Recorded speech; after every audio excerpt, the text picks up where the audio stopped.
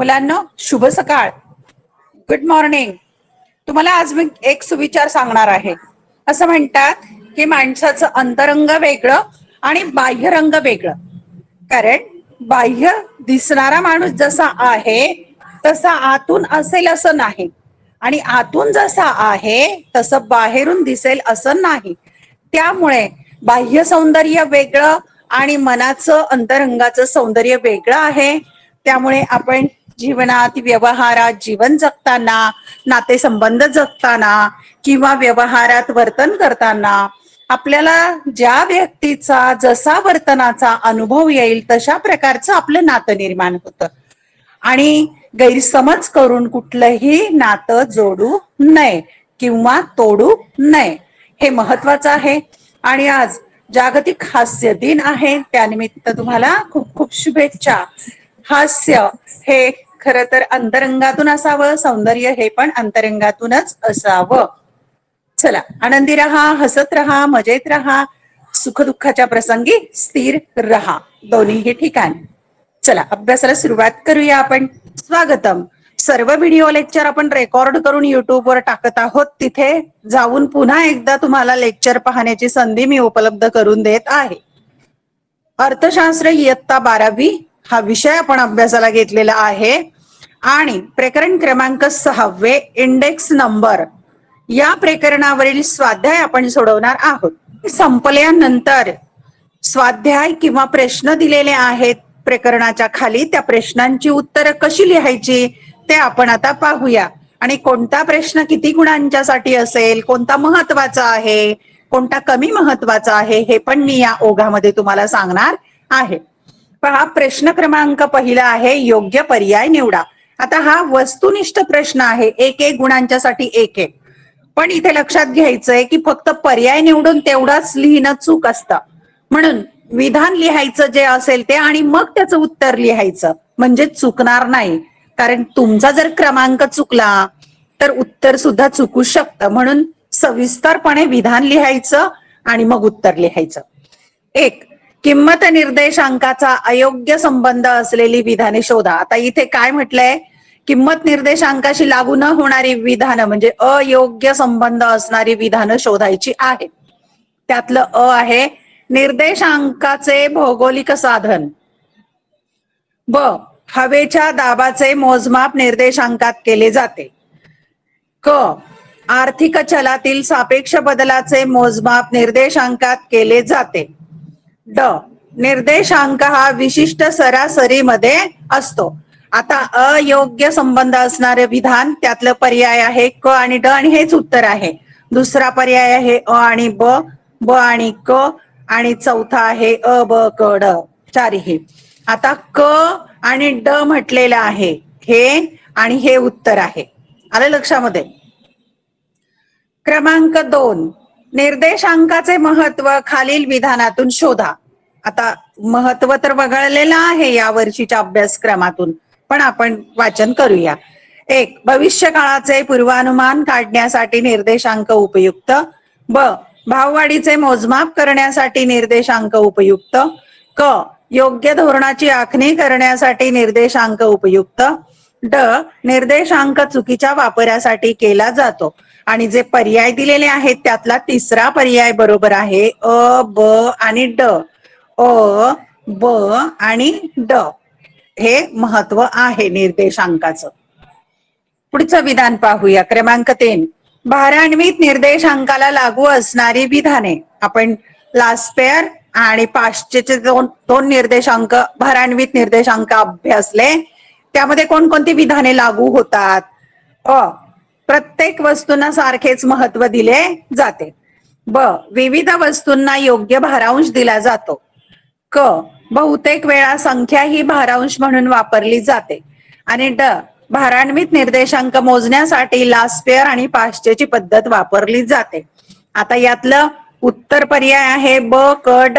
ब विधान लागू होतं, क लागू होतं आणि ड लागू होतं. पहिलं मात्र लागू होत नाही, कारण अविधान जे आहे ते साध्या निर्देशांकाला लागू होतं. प्रत्येक वस्तूंना सारखेच महत्व दिलं जातं. साधा निर्देशांकाला चालू आहे माझं. मुलांना आवाज येतोय का? ठीक आहे, अरे, लिंकच झाली अडकलं मी. अरे आवाज येतोय नाही ना, सेंडच व्हायना. काय? चालू आहे नेट तर. सगळं चालू आहे. जिओ आहे का? हा जिओला ते नाही, आता काय ते पोर्ट दार पडले. करायचं, 3 महिन्याचा बॅलन्स टाकलाय ना. ते आता एक संपत काम कर, नंतर एअरटेलचं कर. एअरटेलच सगळं करायचंय. विषयच म्हटलं, आता कुठेतरी फिरून बघ. हा तेच. रेंजचा फार प्रॉब्लेम येतोय. मुलांना माझा आवाज येतोय क्लिअर? हो मॅडम. अरे वा, छान छान. माझं एअरटेलचं कार्ड आहे त्यामुळे जरा बरं चाललंय. तर याच उत्तर आहे ब, क आणि ड. अपर्याय जो आहे ते प्रत्येक वस्तूंना सारखेच महत्व दिले जाते, ते साधा निर्देशांकामध्ये विधान लागू होतं. आले लक्षामध्ये? यानंतर क्रमांक 4, निर्देशांकाच्या मर्यादांशी संबंधित असणारी विधाने. निर्देशांकाच्या ज्या मर्यादा आहेत हे पण वगळलं यावर्षी, पण यावरील प्रश्नाचं उत्तर घेऊया आपण, कारण मी तुम्हाला शिकवलेलं आहे. कोणकोणती संबंधित विधानं आहेत? निर्देशांक संपूर्णपणे खात्रीशीर नसतात. ब, गोळा केलेली माहिती पूर्वग्रह दूषित असू शकते. क, प्रत्येक सूत्रामध्ये काहीतरी उणीव असते. ड, निर्देशांक वस्तूमधील गुणात्मक बदलांकडे दुर्लक्ष करतात. आणि हे चारही विधान निर्देशांकाच्या मर्यादाच आहेत. म्हणून हा दुसरा पर्याय अ, ब, क, ड हा पर्याय आहे या उत्तराचा. कारण निर्देशांकाच्या संदर्भात या मर्यादा आहेत, लिमिटेशन्स आहेत किंवा उणीवा आहेत म्हणूया, की निर्देशांक पूर्णपणे खात्रीशीर नसतात, म्हणजे 100% अचूक. नंतर गोळा केलेली माहिती पूर्वग्रह दूषित असू शकते, म्हणजे जी आकडेवारी संख्याशास्त्रीय माहिती जमा केलेली आहे त्यावर पूर्वग्रहाचा किंवा गैरसमजातून जमा केलेली असू शकते. क, प्रत्येक सूत्रामध्ये काहीतरी उणीव असते. काहीतरी उणीव असते. आता पहा, आपण लास्ट पेअर आणि पाचशेचा निर्देशांक अभ्यासले, त्यामध्ये लास्ट पेअरने मूळ वर्षाला महत्व दिलं, तर पाचशेने चालू वर्षाला महत्व दिलं. अशा प्रकारे काहीतरी कमी जास्त असू शकतं. निर्देशांक वस्तूमधील गुणात्मक बदलांकडे दुर्लक्ष करतात, आणि गुणात्मक बदल आहे तो मोजला जात नाही, फक्त संख्यात्मक बदल मोजला जातो. म्हणून याचा दुसरा पर्याय अ, ब, क, ड या निर्देशांकाच्या मर्यादा मानल्या जातात. आता 5वा क्रमांक आहे योग्य जोडीचा पर्याय निवडा. एका गटामध्ये अ गटामध्ये दिलेले आहेत सूत्र दिलेले आहेत. किंमत निर्देशांक, मूल्य निर्देशांक, संख्यात्मक निर्देशांक, पाचशेचा निर्देशांक, त्याचं सूत्र दिलेलं आहे. आता तुम्हाला इथे परफेक्ट माहिती पाहिजे की कोणत्या निर्देशांकाचं सूत्र कोणतं आहे ते. आले लक्षात? मग पर्याय दिलेले आहेत वेगवेगळे, 1 2 3 4 पर्याय दिलेत. त्यातला अचूक कोणता आहे? तर हा दुसरा पर्याय अचूक आहे. पहिल्या पर्यायाची जोडी आहे 1, ह्या 1 ची जोडी आहे ड, अ, ब, क, ड, म्हणजे हे सूत्र आहे 1 च. आले लक्षात? 2 चं सूत्र कोणतं आहे? हे. आले लक्षात? नंतर 3 चं सूत्र आहे, तिसऱ्याचं सूत्र आहे हे दुसरं सूत्र. नंतर चौथ्याचं हे एवढं राहिलं, पाचशेच्या निर्देशांकाचं हे. याचा अर्थ पर्याय दुसरा बरोबर आहे, बाकीचे पर्याय चुके. इथे तुम्हाला सगळी सूत्र माहिती असलीच पाहिजेत. प्रश्न क्रमांक दुसरा आहे सहसंबंध पूर्ण करा. 1 1 गुणांच्या साठी असा प्रश्न असणार आहे. निर्देशांकाचा संबंध आहे भाववाढीशी. मग शेती उत्पादनाचा संबंध आहे, ते चौकटीत उत्तर लिहायचं. कृषी उत्पादन निर्देशांक म्हणतात. शेतीच्या संबंधात असल्यामुळे त्याला म्हणायचं कृषी उत्पादन निर्देशांक शेतीच्या संदर्भामध्ये. नंतर 2 P0. P0 बरोबर, P0 ला आपण मूळ वर्षाची किंमत म्हणालो. P0 म्हणजे P1 काय आहे? चालू वर्षाची किंमत. आपण हे सूत्रामध्ये अभ्यासलेलं आहे. क्रमांक 3 लास्ट पेअर निर्देशांक. लास्ट पेअरने कोणत्या महत्व कशाला दिलंय? मूळ वर्षाच्या परिमाणाला. आणि 500च्या निर्देशांकामध्ये चालू वर्षाच्या परिमाणाला महत्व दिलंय. चौथा एक चल म्हणजे काय? एकीकृत. एका चलाचा निर्देशांक म्हणजे एकीकृत. आणि संयुक्त निर्देशांक म्हणजे चलांचा गट असतो, अनेक चल एकत्र केलेली असतात. अशा प्रकारे 1 1 गुणांच्या साठी सहसंबंध पूर्ण करण्यासाठी प्रश्न येतो. यानंतर मुलांना आवाज येतोय? अडकली स्लाइड. हो मॅडम. स्लाइड अडकली.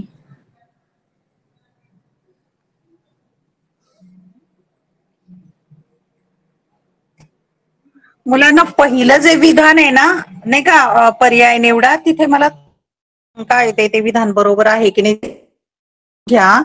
पहिलं विधान, कारण मला आत्ता शंका वाटते तिथे माझ्याकडून टायपिंग मिस्टेक होऊ शकते ना, म्हणून टाईप करताना क्रमांक चुकला की काय असं मला आता वाटतंय.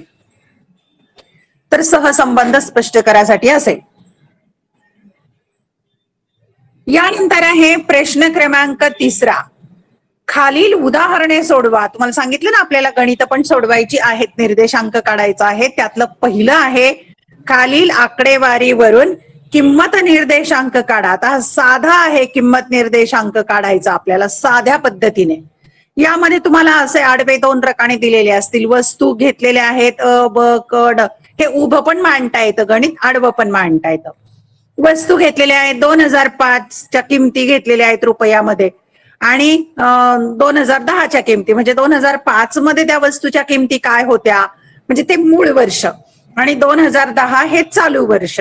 मग किमती वस्तूच्या किमती काय होत्या, वस्तूची होती मूळ वर्षामध्ये 6, चालू वर्षामध्ये 8, ब वस्तूची 16, 18, क वस्तूची 24, 28 आणि ड वस्तूची 4 आणि 6.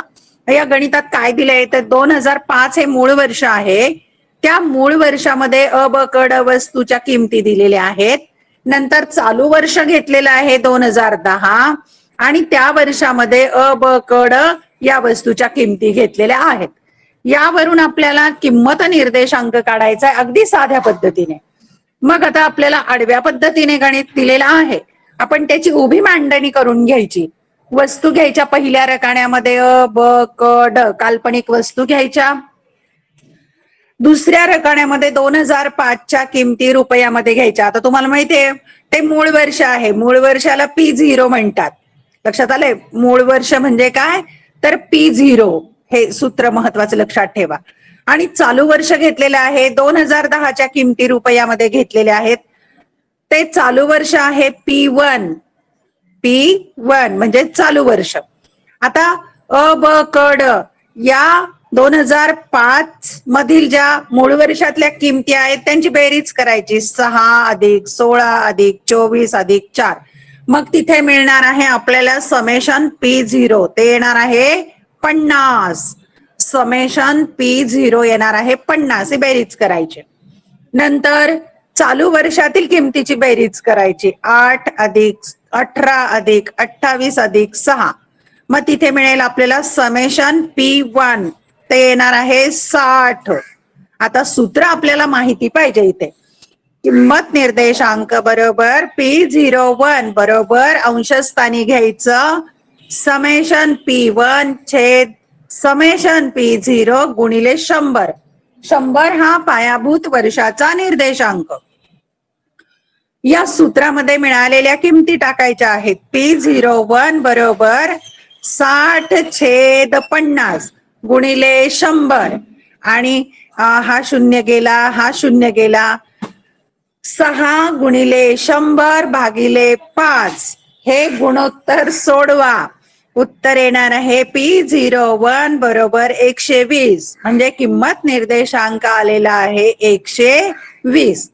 आडव्या पद्धतीने गणिताची मांडणी करून दिलेली असेल ती उभ्या पद्धतीने करून घ्यायची. सूत्रामध्ये किमती टाकायच्या समेशन P0 आणि समेशन P1 यांचं गुणोत्तर काढायचं.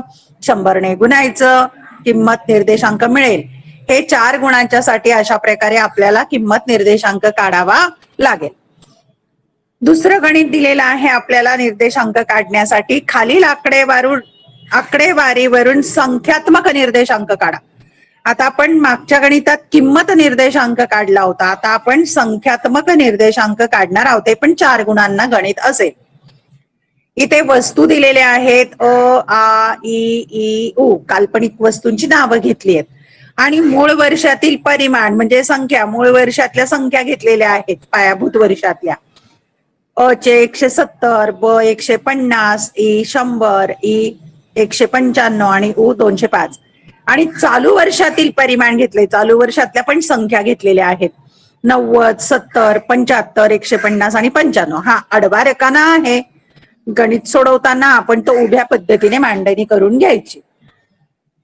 वस्तू घेतलेल्या आहेत आ इ ई उ आणि मूळ वर्षातील परिमाण किंवा मूळ वर्षातील ज्या परिमाण आहे त्याला Q0 म्हणतात, Q0.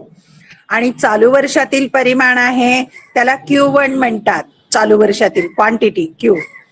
तर वस्तूची किंमत परिमाण आहे 170, ब 150, नंतर 100, 195, 205 यांची सगळ्यांची बेरीज करायची. मूळ वर्षातील जे परिमाण दिले त्यांची बेरीज करायची म्हणजे आपल्याला समेशन Q0 मिळेल. म्हणजे मूळ वर्षातील परिमाण किती आहे टोटल ती मिळेल. नंतर चालू वर्षातील पण अशाच प्रकारे बेरीज करायची आहे परिमाणांची किंवा नगसंख्येची संख्यांची. मग समेशन Q1 मिळेल ते आहे 480. आणि मग आपल्याला संख्यात्मक निर्देशांकाचं सूत्र माहिती असायला हवं. Q01 बरोबर अंशस्थानी लिहायचं समेशन Q1 छेद समेशन Q0 आणि गुणिले 100. 100 हा पायाभूत वर्षाचा निर्देशांक आहे. सूत्रामध्ये सगळ्या किमती टाकायच्या. अंशस्थानी समेशन Q1 ची किंमत टाकायची, ती टाकलेली आहे 480 आणि छेद आहे समेशन Q0 ते आहे 820 गुणिले 100. हे गुणोत्तर सोडवायचं. 24/41 गुणिले 100. मग 24 आणि 100चा गुणाकार केला 2400/41. त्याचं उत्तर येणार आहे 58.536 म्हणजेच 58.54. हा आहे संख्यात्मक निर्देशांक 58.54. अशा प्रकारे सूत्रामध्ये किमती टाकायच्या. समेशन Q0 आणि समेशन Q1 अगोदर काढून घ्यायचं आणि नंतर सूत्रामध्ये त्या किमती टाकून गुणोत्तर काढायचं आहे. 4 गुण असतील. तिसरं दिलेलं आहे आपल्याला खालील आकडेवारीवरून मूल्य निर्देशांक काढायचा. आता मूल्य निर्देशांक किंमत किंवा संख्यात्मक नव्हे तर मूल्य निर्देशांक काढायचा आहे. त्यासाठी आपल्याला वस्तू दिलेल्या आहेत अ ब क ड ई 5 वस्तू दिलेल्या आहेत. मूळ वर्ष आणि चालू वर्षातलं किंमत आणि परिमाण दिलेलं आहे. मूळ वर्षामध्ये किंमत 40, 10, 50, 20, 30 आणि परिमाण 15, 12, 10, 14, 13. चालू वर्षामध्ये त्याच वस्तूच्या किमती बदललेल्या आहेत, परिमाण बदललेलं आहे. किंमत 40 होती तर 70 झाली, 10 ची 60 झाली, 50 ची 90, 20 ची 100, 30 ची 40 झाली आणि परिमाण पण 20, 22, 18, 16, 15 एवढं गणित आपल्याला दिलेलं असेल प्रश्नपत्रिकेमध्ये. आता आपण ते सोडवायचं आहे. आता पहा इथे मूळ वर्ष आणि चालू वर्ष. मूळ वर्षामधले जी माहिती दिलेली आहे मागची ते वस्तू दिलेल्या आहेत अ ब क ड ई आणि त्या वर्षातील किंमत दिलेली आहे आणि परिमाण दिलेले आहे. P0 आणि Q0 दिलेला आहे. लक्षात येत आहे. आणि त्याच्यावरून आपल्याला काय काढायचे P0 आणि Q0 म्हणजे मूळ वर्षातील किंमत आणि परिमाण यांचा गुणाकार करायचा आहे. P0 आणि Q0 मध्ये गुणाकाराचं चिन्ह आहे 2 चलांच्या मध्ये. मग गुणाकार करायचा 40 गुणिले 15 600, 10 गुणिले 12 120, 50 गुणिले 10 500, 20 गुणिले 14 280, 30 गुणिले 13 390 आणि मग यांचं समेशन किंवा बेरीज करायची आहे P0 आणि Q0 ची. ती येते समेशन P0 Q0 बरोबर 1890 हे समेशन आलेलं आहे. चालू वर्षातही त्याचप्रमाणे आपल्याला कृती करायची आहे. इथे P1 आणि Q1 आपल्याला काढायचं आहे. मग इथे P1 दिलेला आहे हा रकाना, Q1 दिलेला आहे म्हणजे किंमत आणि परिमाण दिलेलं आहे. 70 गुणिले 20 म्हणजे 1400, 60 गुणिले 22 म्हणजे 1320, 90 गुणिले 18 म्हणजे 1620, 100 गुणिले 16 म्हणजे 1600, 40 गुणिले 45 म्हणजे 600 आणि मग या सगळ्यांची बेरीज करायची म्हणजे समेशन P1 आणि Q0 यांची बेरीज करायची आहे. P1 आणि Q1 इथे प्रिंटिंग दोष आहे. इथे 0 नाहीये 1 आहे लक्षात घ्या. P1 आणि Q1 चा आपण गुणाकार करून मग ही बेरीज केलेली आहे. आलं लक्षामध्ये? हा ज्याच्या त्याच्या समोर म्हणजे मूळ वर्षातली किंमत आणि परिमाणाची बेरीज केली, चालू वर्षातील किंमत आणि परिमाणाची बेरीज केली आणि ते फक्त इथे सूत्रामध्ये किमती टाकायच्या. मूल्य निर्देशांक बरोबर V01 बरोबर अंशस्थानी घ्यायचं आहे समेशन P1 आणि Q1 म्हणजे चालू वर्ष अंशस्थानी घ्यायचं आहे आणि छेदस्थानी घ्यायचं आहे समेशन P0 आणि Q0 गुणिले 100 म्हणजे मूळ वर्ष छेदस्थानी घ्यायचंय आणि 100 ने पायाभूत वर्षाचा निर्देशांक 100 त्याने गुणायचंय. मग हे सगळ्या किमती टाकून घेऊया आपण. पहिल्यांदा समेशन P1 आणि Q1 आहे 6540 आणि समेशन P0 आणि Q0 आहे 1890 गुणिले 100. हे गुणोत्तर सोडवल्यानंतर आपल्याला 346.031 हा आपल्याला मूल्य निर्देशांक मिळतो. हे गुणोत्तर तुम्ही सोडवा. अशा प्रकारे 4 गुणांच्यासाठी असं गणित सोडवावं लागेल. यानंतर प्रश्न क्रमांक आहे 4, फरक स्पष्ट करा. असेल 2 गुणांच्यासाठी म्हणजे एक फरक आहे, फक्त 2 गुण आहेत त्याला, पण तुम्ही अधिक फरकाचे मुद्दे लिहिले म्हणजे 2 पेक्षा अधिक गुण मिळणार नाहीत. म्हणून फक्त जर उत्तर बरोबर असेल तर 2च मुद्दे लिहा. एखाद्या मुद्द्याबाबत जर शंका वाटत असेल तर फरकाचा 3रा मुद्दा लिहा, परंतु 2च मुद्दे लिहिणं आवश्यक आहे. फरक स्पष्ट करायचा आहे साधा निर्देशांक आणि भारान्वित निर्देशांक, किंमत निर्देशांक आणि संख्यात्मक निर्देशांक, लास्पेअरचा निर्देशांक आणि पाश्चेचा निर्देशांक. हे तीनही फरक अतिशय महत्वाचे आहेत. यातला एक हमखास येणार आहे, इतका महत्वाचा फरक आहे. पाहूया आपण साधा निर्देशांक आणि भारान्वित निर्देशांकाचा फरक. फरक लिहिताना 2 भाग करायचे. एका भागामध्ये साधा निर्देशांक, दुसऱ्या भागामध्ये भारान्वित निर्देशांक लिहायचं आणि फरक कोणत्या मुद्द्याबाबत स्पष्ट करत आहोत तो मुद्दा पण लिहायचा आहे मध्ये सेंटरला. मग आपण अर्थ स्पष्ट करूया दोन्हींचा. या अर्थ स्पष्ट केला की 1 गुण इथे मिळेल. साधा निर्देशांक आहे त्याचा अर्थ लिहायचा. प्रत्येक वस्तूला समान महत्व देऊन मोजण्यात येणारा निर्देशांक म्हणजे साधा निर्देशांक होय. दुसऱ्या भागामध्ये भारान्वित निर्देशांकाचा अर्थ लिहायचा. प्रत्येक वस्तूला योग्य भार किंवा महत्व देऊन मोजण्यात येणारा निर्देशांक म्हणजे भारान्वित निर्देशांक होय. एवढं लिहिलं की तुम्हाला इथे 1 गुण मिळेल.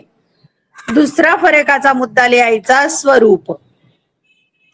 साध्या निर्देशांकाच्या भागात लिहायचं. साध्या निर्देशांकाचे मापन तुलनेने अधिक सोपे असते. आपण गणित सोडवताना आपल्याला सोपं वाटलं ते. दुसऱ्या भागामध्ये लिहा भारान्वित निर्देशांकाचे मापन तुलनेने अधिक अवघड असते.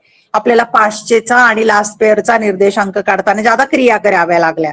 ते लक्षात ठेवणं थोडं कठीण असतं. साधा निर्देशांक अतिशय सोपा असतो. हा फरक लिहिला की 2 गुण झाले. पुढचा फरक आहे किंमत निर्देशांक आणि संख्यात्मक निर्देशांक. एका भागात लिहायचं किंमत निर्देशांक, दुसऱ्या भागात लिहायचं संख्यात्मक निर्देशांक आणि फरकाचा मुद्दा लिहायचा अर्थ. किंमत निर्देशांकाचा अर्थ आपण लिहूया. चालू वर्षातील निरनिराळ्या वस्तूंच्या किमतीची बेरीज आणि मूळ वर्षातील निरनिराळ्या वस्तूंच्या किमतीची बेरीज यांच्या गुणोत्तराला 100 ने गुणून मोजला जाणारा निर्देशांक म्हणजे किंमत निर्देशांक होय. दुसऱ्या भागात लिहायचं चालू वर्षातील निरनिराळ्या वस्तूंच्या नगसंख्यांची बेरीज आणि मूळ वर्षातील निरनिराळ्या वस्तूंच्या नगसंख्यांची बेरीज यांच्या गुणोत्तराला 100 ने गुणून येणारा निर्देशांक म्हणजे संख्यात्मक निर्देशांक होय. फरकाचा दुसरा मुद्दा लिहायचा. सूत्र लिहायचं किंमत निर्देशांकाचं आणि संख्यात्मक निर्देशांकाचं. हे जे सूत्र आहे किंमत निर्देशांक बरोबर समेशन P1 छेद समेशन P0 गुणिले 100. संख्यात्मक निर्देशांकाचं सूत्र लिहायचं समेशन Q1 छेद समेशन Q0 गुणिले 100. इथे आपल्याला 2 गुण मिळतील या फरकाला. तिसरा फरक आहे लास्पेअरचा निर्देशांक आणि पाश्चेचा निर्देशांक. पहिल्यांदा वैशिष्ट्य लिहू या दोन्हींचं फरकाचा मुद्दा.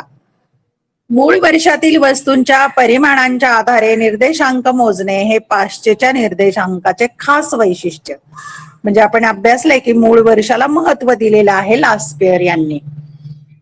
चालू वर्षातील वस्तूंच्या परिमाणांच्या आधारे निर्देशांक मोजणे हे पाश्चेच्या निर्देशांकाचे खास वैशिष्ट्य आपण अभ्यासलं चालू वर्षाला पाचचे यांनी महत्व दिलेलं आहे.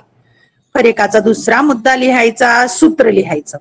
लास्पेअरच्या निर्देशांकाचं सूत्र लिहायचं, समेशन P1 Q0 छेद समेशन P0 आणि Q0 गुणिले 100. दुसऱ्या भागामध्ये पाचशेचा निर्देशांकाचं सूत्र लिहायचंय, समेशन P1 Q1 छेद समेशन P0 आणि Q1 गुणिले 100. इथे आपल्याला 2 गुण याच्यासाठी निर्धारित केलेले आहे. प्रश्न क्रमांक 5 आहे, खालील विधानांशी तुम्ही सहमत की असहमत आहात ते सकारण स्पष्ट करा. 4 गुणांच्यासाठी एक विधान दिलेलं असेल, 4 गुण असतील, 12 मार्कांचा हा प्रश्न आहे, म्हणजे 3 सोडवायचे तुम्हाला. की सहमत आहात किंवा नाही, म्हणजे हे विधान चूक आहे की बरोबर आहे अशाच प्रकारचं आहे, पण त्याचं कारण लिहायचंय. मग तुम्ही सहमत आहात की असहमत आहात ते लिहिलं की त्याला 1 गुण मिळेल आणि त्याची कारणं तुम्ही लिहायची आहेत, त्याला 3 गुण मिळतील. अशा प्रकारे गुणांचं विभाजन असेल. मग 4 गुणांच्यासाठी अशा प्रकारची विधानं येऊ शकतात.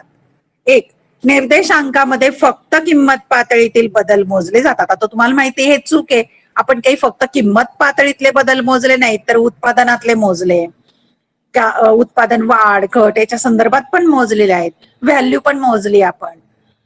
अशा प्रकारे हे विधान चूक आहे, म्हणून इथे लिहायचं असहमत आणि त्याची कारण आपण पुढच्या स्लाइडवर घेऊया. 2, निर्देशांकाला कोणत्याही मर्यादा नाहीत, तर मर्यादा आहेत म्हणून हे विधान पण चूक आहे, पण चूक बरोबर असा शब्द न लिहिता असहमत असं लिहायचं. नंबर 3, निर्देशांक हा मूळ वर्षाशिवाय तयार करता येतो.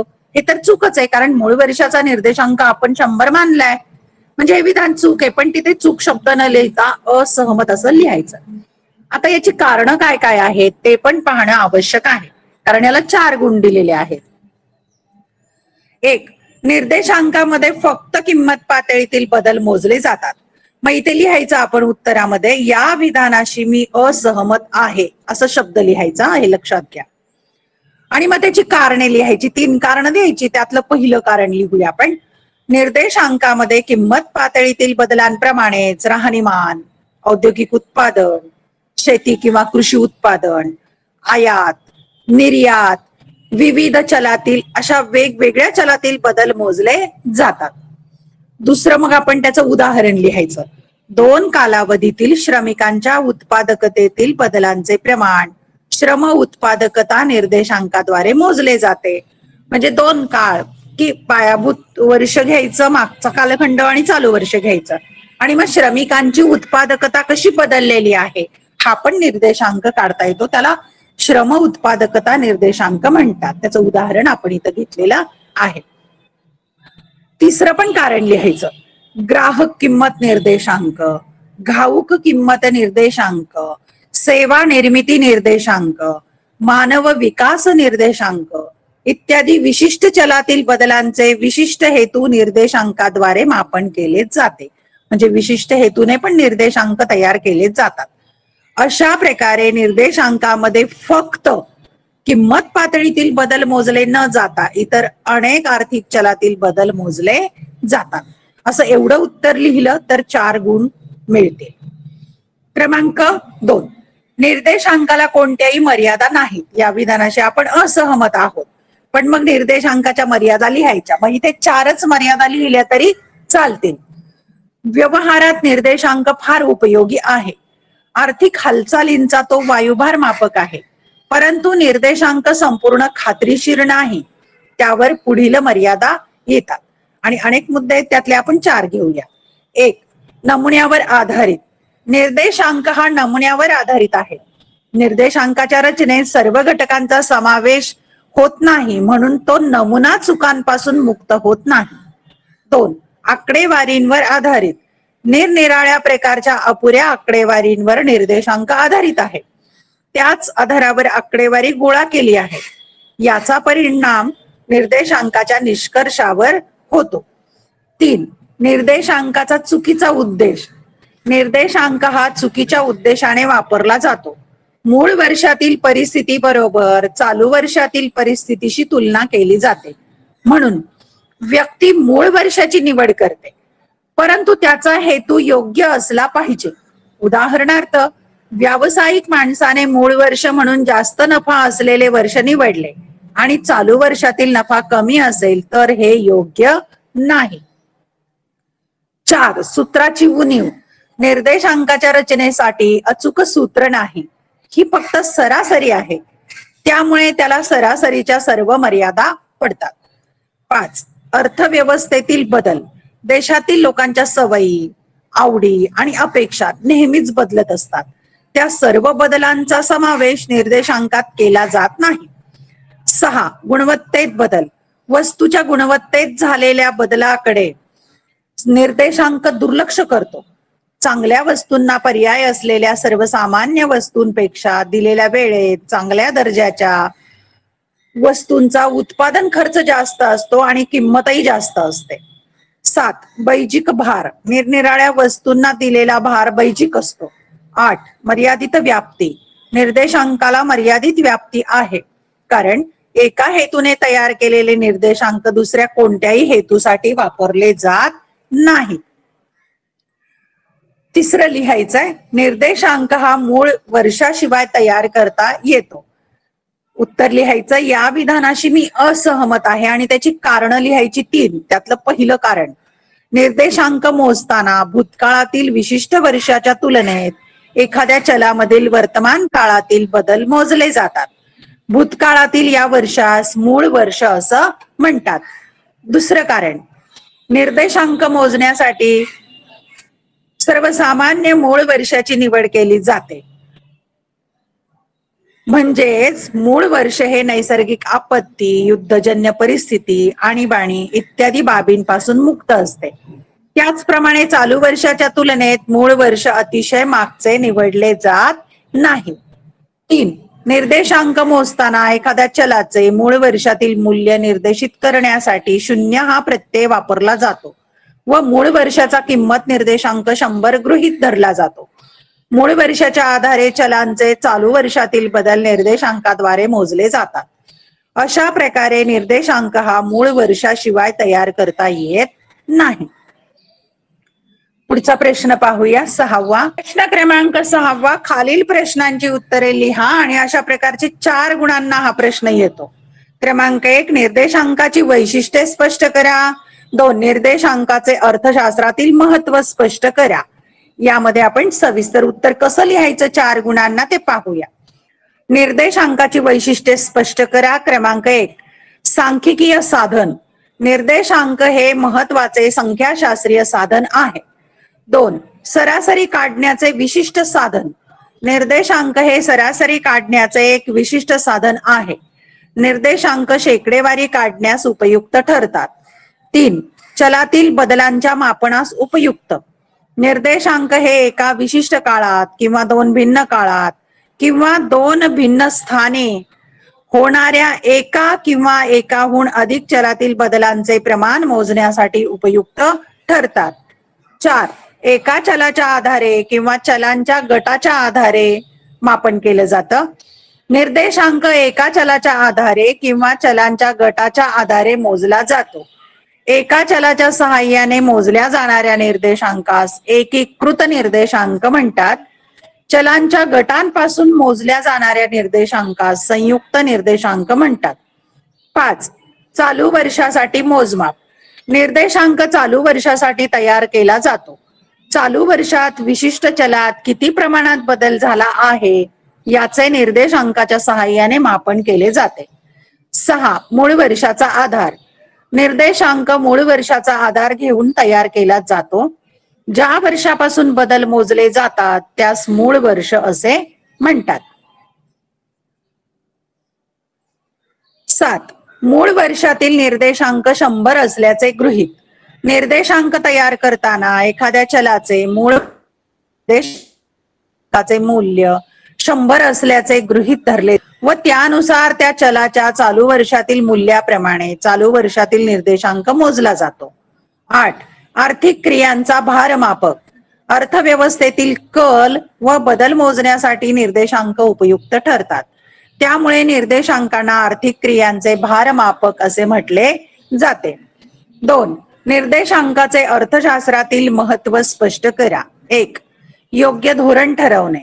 निर्देशांक हे धोरण निर्मात्यांना योग्य आर्थिक धोरण करण्यासाठी मार्गदर्शक तत्वे प्रदान करतात, जसे की कृषी धोरण, औद्योगिक धोरण, मजुरीचे निर्धारण, महागाई भत्ता इत्यादी.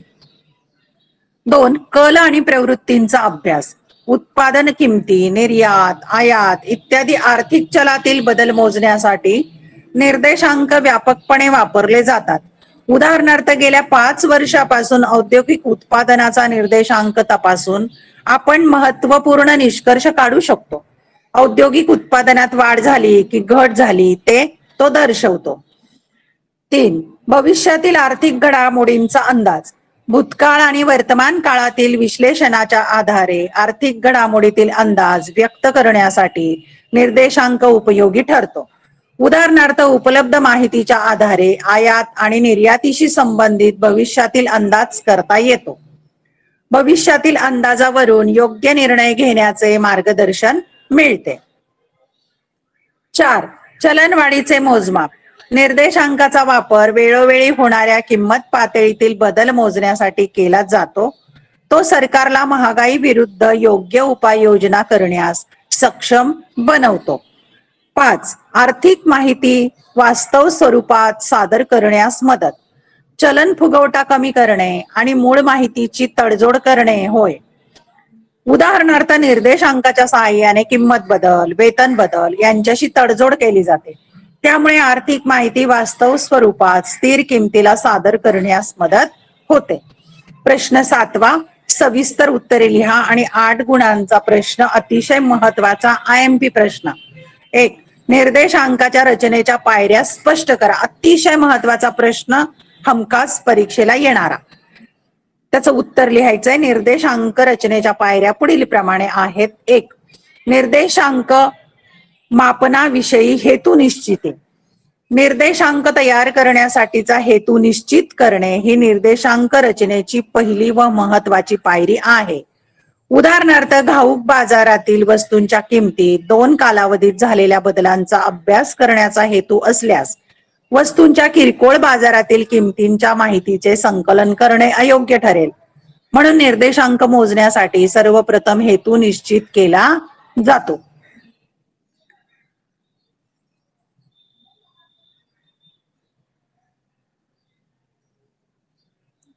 2. मूळ वर्षाची निवड.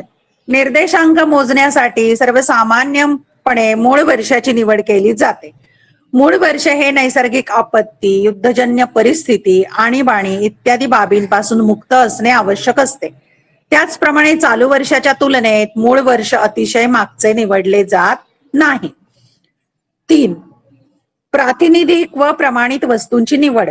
निर्देशांक तयार करताना लोकांच्या आवडीनिवडी, समाजातील चालीरीती, आर्थिक स्थिती इत्यादींचे प्रतिनिधित्व करणाऱ्या प्रातिनिधिक व प्रमाणित वस्तूंची निवड करणे आवश्यक ठरते. उदाहरणार्थ, अविकसित देशातील बहुसंख्य गरीब लोकांच्या उपभोगातील बदलांचा निर्देशांकाद्वारे अभ्यास करताना त्या देशातील चैनीच्या वस्तूंच्या परिमाणात झालेल्या बदलांचा निर्देशांक मापनासाठी वापर न करता बहुसंख्य गरीब लोकांच्या दैनंदिन उपभोगातील वस्तूंच्या परिमाणात झालेल्या बदलांचा निर्देशांक मापनासाठी केला जातो. 4. वस्तूंच्या किमतीची निवड. निर्देशांकाचे मापन करण्यासाठी निवडलेल्या वस्तूंची किंमत, स्थान परत्वे, दुकान परत्वे बदलण्याची शक्यता असते. त्यामुळे निर्देशांक मापन प्रक्रिया अधिक परिणामकारक व्हावी यासाठी संबंधित वस्तूंच्या किमती संदर्भातील माहिती प्रातिनिधिक दुकानातून व प्रातिनिधिक विक्रेत्यांकडून निपक्षपातीपणे मिळवली जाते. 5. योग्य सरासरीची निवड. अंकगणितीय मध्याची गणना करणे सोपे असल्यामुळे निर्देशांक तयार करताना अंकगणितीय मध्याचा वापर केला जातो. निर्देशांक मापन प्रक्रिया अधिक परिणामकारक व्हावी यासाठी योग्य सरासरीची निवड केली जाते. 6. योग्य भाराची निवड. निर्देशांक मोजताना चलांचा संख्यात्मक भार किंवा मूल्य भार यापैकी योग्य भाराची निवड करणे आवश्यक असते. सर्व वस्तूंना समान महत्व नसल्यामुळे निर्देशांक मोजताना भाराची निवड केली जाते. 7. योग्य सूत्राची निवड. निर्देशांक मोजण्यासाठी निर्देशांकाचा हेतू आणि उपलब्ध आकडेवारी यानुसार योग्य सूत्राची निवड केली जाते. त्याद्वारे निर्देशांकाचे मापन केले जाते. अशा प्रकारे रचनेच्या या 7 पायऱ्या आहेत. तर 8 गुणांचा प्रश्न असल्यामुळे इथे निर्देशांकाची व्याख्या प्रस्तावनेमध्ये तुम्ही लिहावी लागेल. मुलांना समजलंय प्रश्नांची उत्तरं कशी लिहायची? स्वाध्याय परिपाठाच्या वहीमध्ये हा सोडवा आणि तुम्हाला ट्युटोरियल पण दिलंय ते पण सोडवा. Okay, bye bye. Bye bye, भेटूया उद्या. नवीन प्रकरण, नवीन विषय. बाय.